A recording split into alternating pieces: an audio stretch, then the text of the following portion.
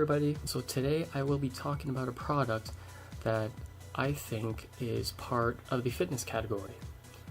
I am talking about DDR, also known as Dance Dance Revolution, which is part of the rhythm genre in a video game, dancing games. You have players on a platform with arrows and a screen that has patterns for which they follow as they play the game. The reason why I am talking about this is because it is not known as a common thing to a category which is involved with exercising, such as aerobics and cardiovascular. You get a few rounds, approximately 2 minutes each. When you play at a high level, each game you'll feel your heart rate go up. For example, my comparison to this game and the treadmill for DDR, it might take maximum 10 minutes just to get your heart rate up, and that is at a high level. And for a treadmill, at a consistent speed, you probably take about 30 minutes just to get your heart rate up slowly, where for the game, it'll take about maybe 1 or 2 rounds just to get your heart rate up. Keep in mind, between the game and the treadmill, in a treadmill you're running in one direction, where in DDR you're also running in multiple directions depending on the pattern that you're following. Personally, when I started doing my fitness journey, I don't really do a lot of cardio.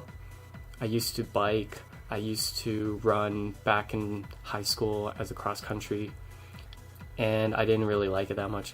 So when I started playing this game, as I was starting to progress into the high level, I started to experience a lot of my heart rate going up after playing 1 or 2 games, and it feels good because it's quick, it's easy, and also it's more of like a compound workout where you're doing a chest press, and chest press works on not only in your chest but it also works on your arms, which is the tricep.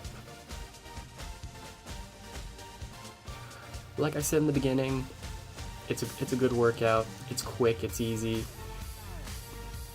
I've had people that I know that were telling me that when they had injuries in the past and they started playing this game, their injuries started to go away.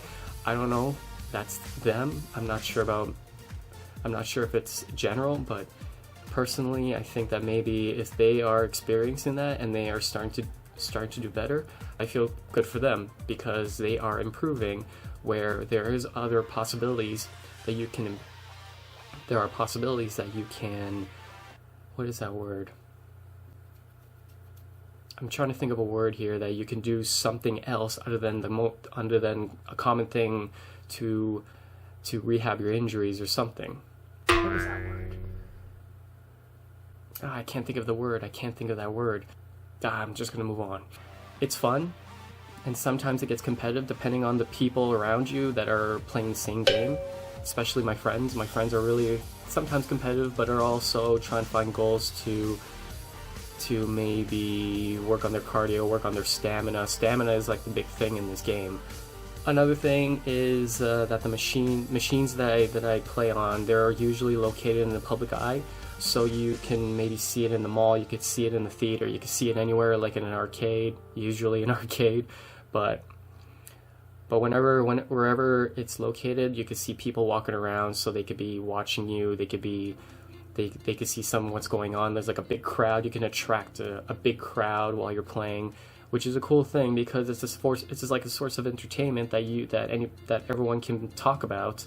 They either take a video of you and then maybe post it somewhere where you cannot see it because it's maybe a private video for them, but either way, it's a good way to entertain the crowd.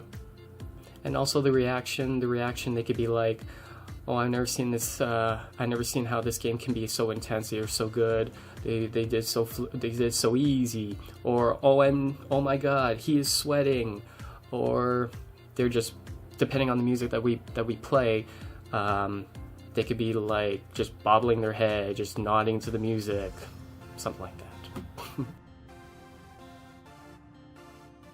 Now, I said this before, in the pros where you have a crowd and they watch you, but also there's also some consequences where if anything can happen, like the kids are just running around and they could and during a game, if I'm playing a high level and I cannot have control, I can only see what's in front of me in the screen, and I'm following the pattern, and I'm not controlling my feet. So you can have a kid that could just walk up the pad, and you'll not notice that if your feet hits the kid in the face or anything, or if the kid just slips and falls off the pad, because that's the height of the pad from the floor to the top of the pad. It's not high, but it's also something that you could just get hurt by just dropping, like just slip off the edge and then just fall into the ground. I've had an experience where when I was doing a thing called a routine, so I am playing with 2 other people, and we are consistently just moving around the pad, and we're moving in that little small platform, and one time I was about to do something, and then my foot slides off the pad, and I almost scraped my calf on the corner of the edge, the corner of the pad, which is the sharp part of it. So anything like that, I mean, kids can just go onto the pad, they could just run on the pad, and the parents are not aware of it, and the last thing they want is a kid getting hurt from something where we are trying to avoid, and we don't want that. Not a big issue, but you're paying $1. You're paying like $1, a little bit more than $1, just to play 3 or 4 rounds a game. Not a big issue. It's just $1. It's just a regular standard of an arcade game. And that is pretty much it that I'm gonna bring over here about DDR. I appreciate watching the video. Stay tuned for more videos. You can follow me on Instagram. You can follow me on Twitter. I'll put the links in the info below. And stay tuned. I will put more videos up. I'll try my best to put some more up, depending on what I'm going to talk about. It's not hard to make videos like this. It takes a while to get these videos together. So anyways, take it easy, everybody. Stay tuned. Thanks for watching, and I will see you later. That didn't work either.